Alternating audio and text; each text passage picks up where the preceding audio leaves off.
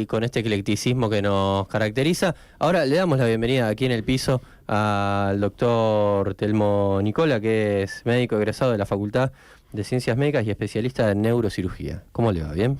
¿Qué tal? Buen día. Saludos a toda la audiencia de ustedes y realmente agradecido por la invitación, ¿no? Les agradezco mucho. Y bueno, también, por supuesto, con muchos más títulos y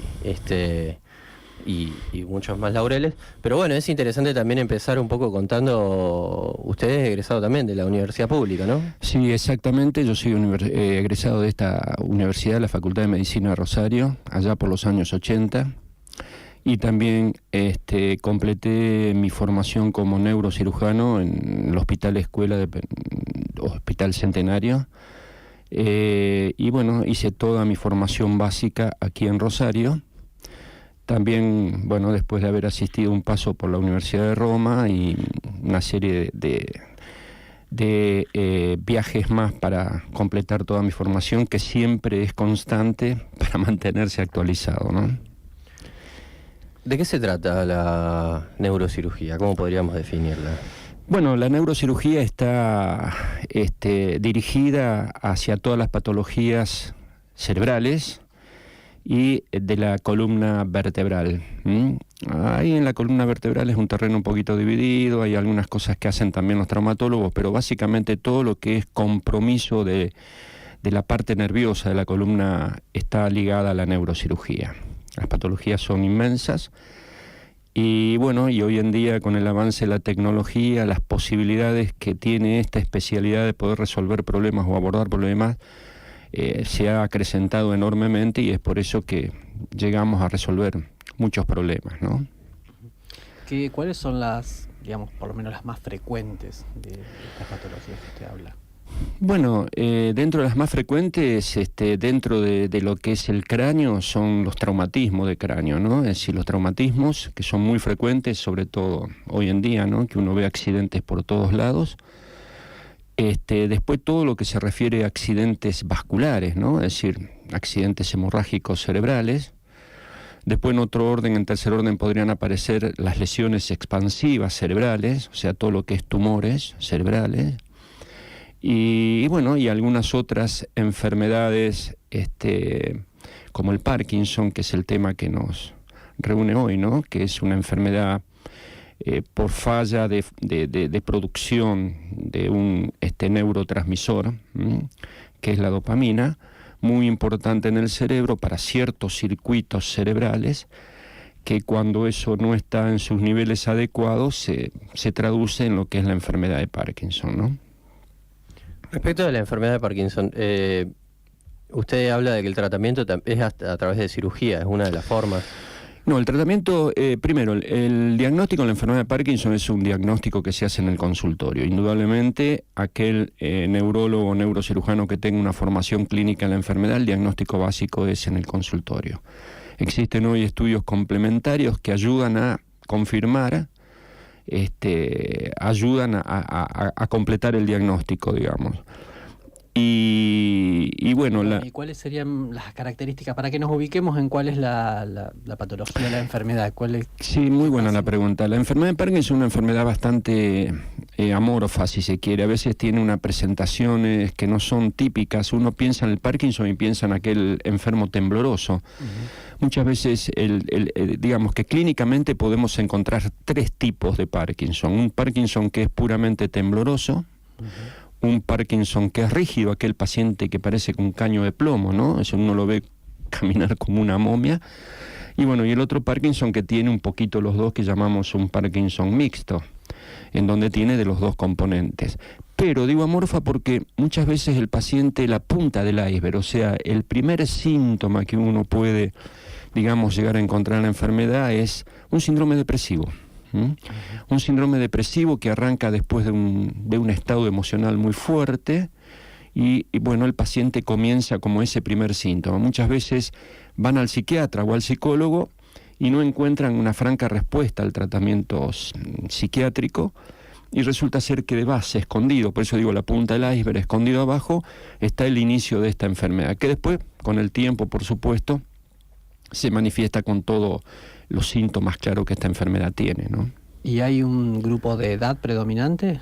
¿Cómo? ¿Hay un grupo de edad de aparición o hay...? Bueno, la mayoría, hay Parkinson que son juveniles. Hay Parkinson juveniles que pueden empezar a los 30 años o 30 y pico. Esos Parkinson tienen una característica que son Parkinson generalmente rápidamente invasores, rápidamente y muy agresivos en su evolución. Y la mayor franja, bueno, comienza después de los 60 años, ¿no? Es decir, ahí encontramos la franja etaria con mayor cantidad de enfermos de esta situación. Muchas veces, vuelvo a repetir, el paciente viene bien hasta los 60 años, sufre una fuerte emoción, una pérdida familiar, que lo impacta mucho emocionalmente y entonces ahí comienza con la enfermedad, ¿no? ¿Esas pueden ser algunas de las causas? No, no es la causa, esa es la causa desencadenante. Si la cosa, hay toda una predisposición constitutiva, digamos, es decir, digámosle genética, que el paciente en algún momento de su vida desarrolla esta enfermedad. ¿Y hay alguna forma de prevenir? No existe ni de prevención porque está instalada, digamos, constitutivamente la enfermedad, la trae ya impresa el paciente, ¿no?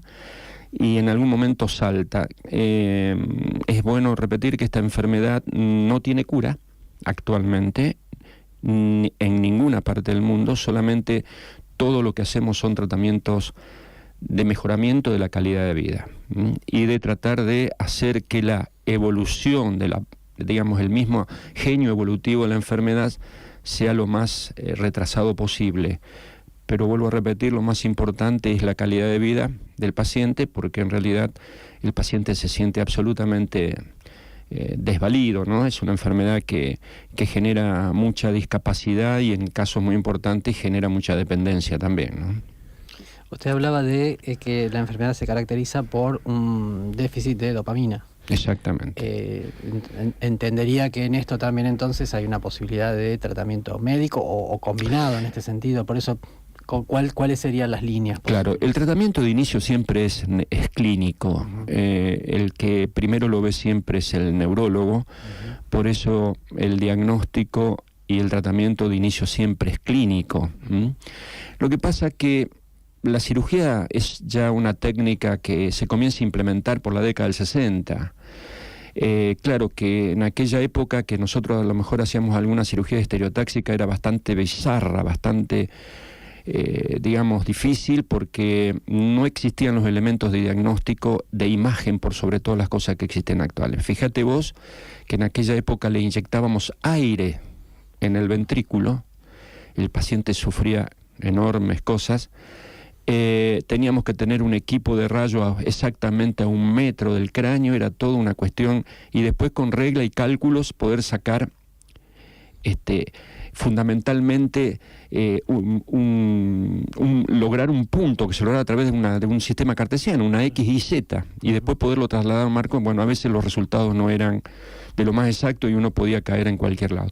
Actualmente con la resonancia y con los software, por ejemplo, toda la tecnología de la cual yo dispongo, a través de un software se traslada a un marco que se coloca en la cabeza y eso permite trasladar digamos, las medidas de este sistema, la X, la Y y la Z, con una posibilidad de error de 0.6 milímetros de error. Uno va hacia núcleos que tienen 5 o 6 milímetros de diámetro, y a su alrededor pasan vías que son muy importantes en la función del cerebro. O sea, esto tiene que tener una exactitud importante porque si no, no la podríamos realizar. Vuelvo a repetir que el tratamiento siempre de inicio es clínico neurológico y después uno comienza a pensar en la posibilidad quirúrgica.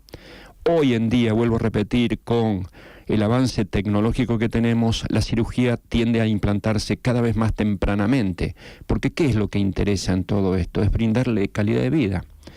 Entonces, muchas veces el tratamiento que se inicia clínicamente es muy complejo, hay pacientes que no lo toleran, hay pacientes que tempranamente se termina el romance con la medicación, porque generalmente uno inicia un tratamiento médico y el paciente mejora espectacularmente, pero después el paciente viene, mire doctor, necesito un poquitito más, me parece que me quedo corto, es como que el paciente siente que se va quedando sin combustible. Si el paciente es tembloroso, comienza a temblar, y si es rígido, se empieza a quedar rígido. Y cuando uno ve que el paciente comienza ya con ese desbalance en la medicación, que los periodos entre dosis y dosis se van acortando, por más que mantenga una buena calidad de vida, uno ya comienza a pensar en el tratamiento quirúrgico, porque el tratamiento quirúrgico mejora espectacularmente, pero no excluye totalmente el tratamiento médico. El paciente va a seguir dependiendo del control neurológico, de su neurólogo clínico. ¿En qué consiste el tratamiento quirúrgico? Bueno, el tratamiento quirúrgico tenemos dos técnicas. La primera que se usaba, que se sigue usando, pero que es, a través de todo ese software y toda esa parafernalia de elementos que tenemos, era llegar a ese punto exacto y lesionarlo con radiofrecuencia.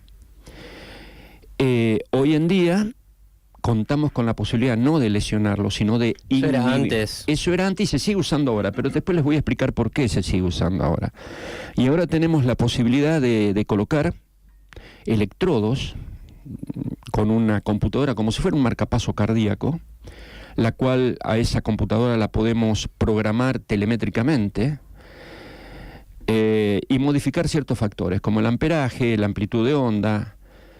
Y eso lo vamos logrando, digamos, cuando tenemos instalado el sistema en esos núcleos que generalmente se instalan en los núcleos subtalámicos, son núcleos muy profundos cerebrales, de estimularlo, inhibirlos y generar, digamos, la desaparición de los síntomas o mejorar la rigidez o mejorar el temblor. O sea, se le instala un electrodo en el cerebro. Sí, profundo. Un electrodo profundo que va por debajo, que se hacen dos orificios. Ese famoso aviso que se vio por todos lados, donde el paciente lo operaban mientras el paciente hablaba o cantaba, nosotros lo hacemos acá desde hace años. El paciente absolutamente despierto. Es decir, yo ya llevo 15 años en esto y el paciente, llevo ya bastantes cirugías hechas y el paciente siempre despierto, conversando conmigo, porque es muy importante ver a veces cómo maravillosamente cuando llegamos al punto, por ejemplo, un paciente que está temblando cede el temblor. Y le tenemos que ir pidiendo una serie de pruebas para ver cómo estamos, para ver si no estamos excedidos, si no estamos cometiendo alguna lesión en demás. Es decir, es muy importante que el paciente esté conectado con el cirujano en ese momento. Vuelvo a repetir la técnica, o sea, el gol estándar actual de la técnica es la colocación de los electrodos, que se colocan bilateral, con dos orificios. Después se hace todo un trayecto debajo de la piel y la computadora que va alojada en el pecho como si fuera un marcapaso cardíaco. Después se lo va programando. La única diferencia... Y eso envía pulsos eléctricos que hacen que... Inhiben ese núcleo que está, digámosle, porque es muy complejo.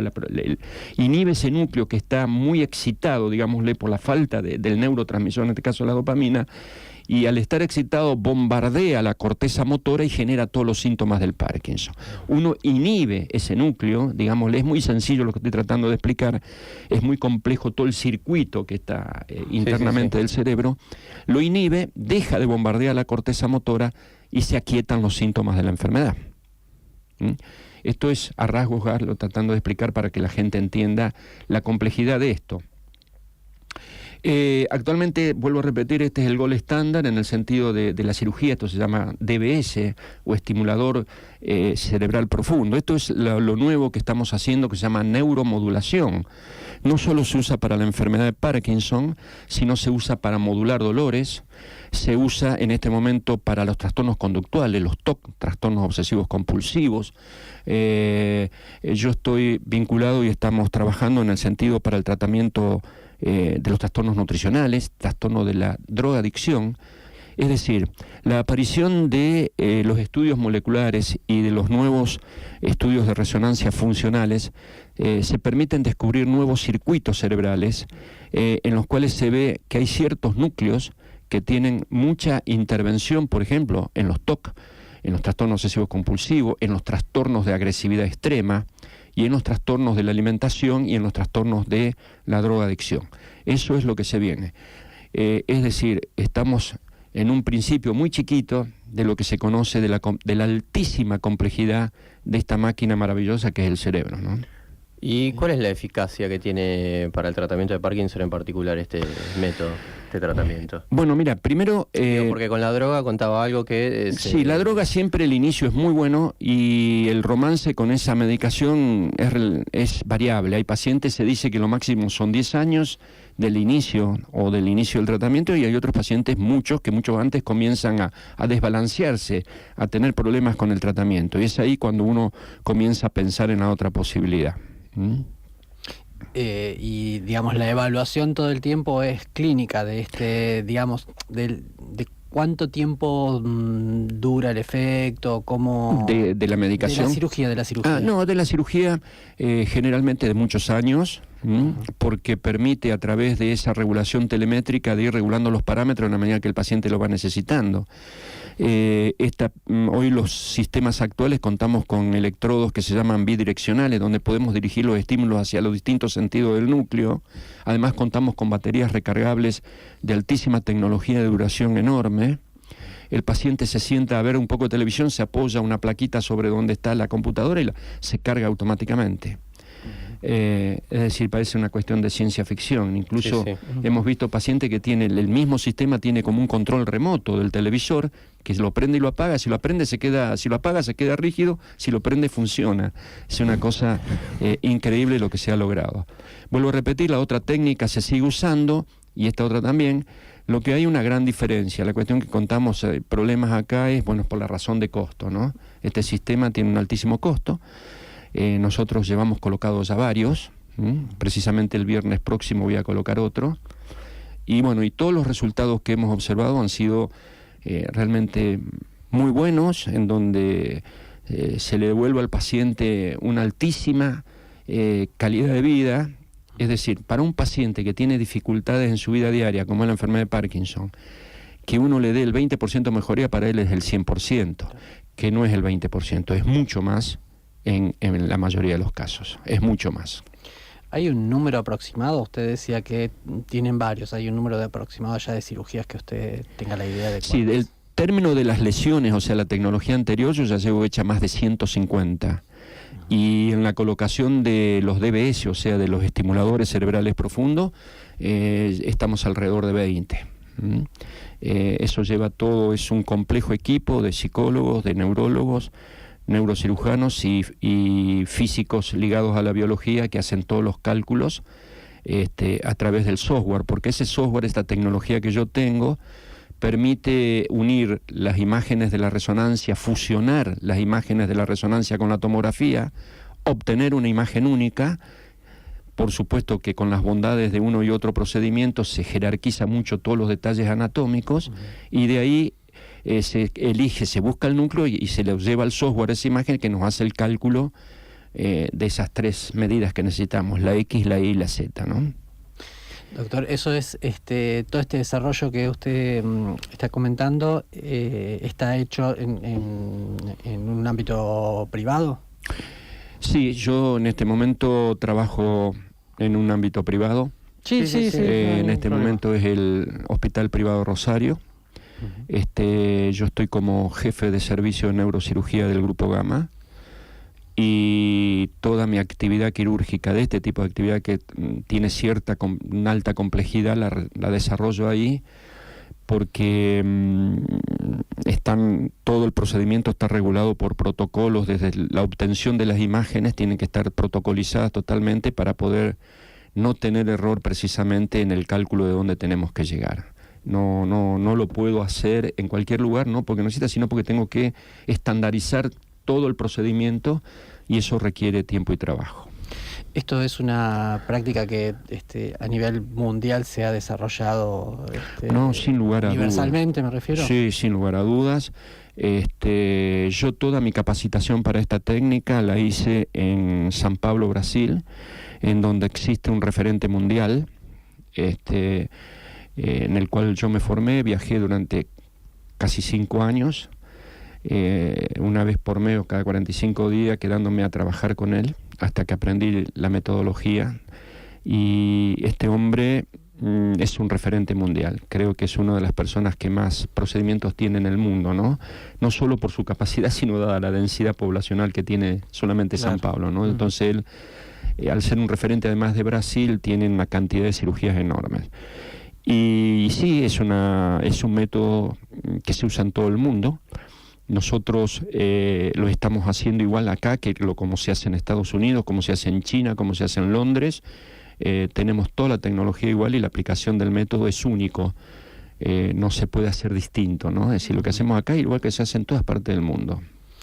Eso, usted hablaba en un momento del tema costos y bueno, para todo lo que viene relatando, la verdad que parece un costo, digamos, interesante por lo menos. Sí, lo más costoso del procedimiento indudablemente es el sistema, o sea, ¿no? Eso tiene un costo de más de 2 millones de pesos el aparato nomás, ¿no? Lo otro es insignificante respecto a ese monto.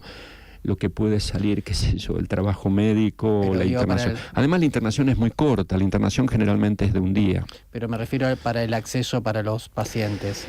Sí, esa es la dificultad, ¿no? La dificultad que tenemos es esa, pero bueno, hay muchas obras sociales que se han hecho cargo, y porque es una cosa innegable, ¿no? Es decir, el paciente tiene la enfermedad. Uno tiene un paciente de 50 o 57 años, como el que operé no hace mucho tiempo, que es un médico del Hospital de Cuyen de Santa Fe, un traumatólogo de 57 años, absolutamente invalidado, y vino a la consulta en silla de ruedas y ahora está haciendo cirugía artroscópica, está corriendo. O sea que eso es una situación que no tiene precio, y bueno, hoy nadie puede negar la validez de esta cirugía, ¿no? ¿Cuánto hace que se aplica esta cirugía, más o menos? De la de estimuladores. La de DBS, sí. Sí, y lleva ya un desarrollo de más de 10 años. ¿Y aquí en la ciudad de Rosario? Bueno, yo fui el primero, ya llevamos 3 años haciéndolo. Antes ya, bueno, vuelvo a repetir que hace casi 20 años que estoy haciendo esto, pero esto hace más o menos 3 años que empezamos a aplicarlo. Y bueno, hay ahí una lista de espera que están resolviendo fundamentalmente su situación administrativa, ¿no? Poder adquirir el sistema. Porque hay mucha gente, uno realmente lo siente. Hay una cuestión de que pueden ir a Buenos Aires, en donde el Estado le brinda una X cantidad de estos sistemas, pero van allá y piden turno, tienen espera de 1 año y medio, y el paciente que tiene su Parkinson no puede esperar 1 año y medio. O sea, hay a veces situaciones que son verdaderamente angustiantes. Uno se siente mezclado con esa angustia del paciente que no puede, digamos, llegar a esta tecnología, ¿no? Pregunto una cosa, a lo mejor no sé si se va a acordar, no tiene que, a ver, una referencia a una película, a ver si podemos representar gráficamente de qué estábamos hablando. No sé si recuerda la película Despertares, con Robert De Niro. Sí. De Oliver Sacks es ese libro. Sí, él que está Robin Williams, claro, en un psiquiátrico, ¿no? Que estaba completamente, es una película ambientada en los años 50, 60, que estaba absolutamente rígido. Y creo que con sí, catatónico creo que dice, ¿no? Sí, lo que estaba pensando era qué enfermedad era esa. La verdad es que no me acuerdo, pero cuando usted hablaba de la rigidez del Parkinson me estaba claro, lo que pasa en cuanto a lo invalidante que es, ¿no es cierto? Claro. El Parkinson generalmente se dice que es una enfermedad demenciante, va hacia la demencia.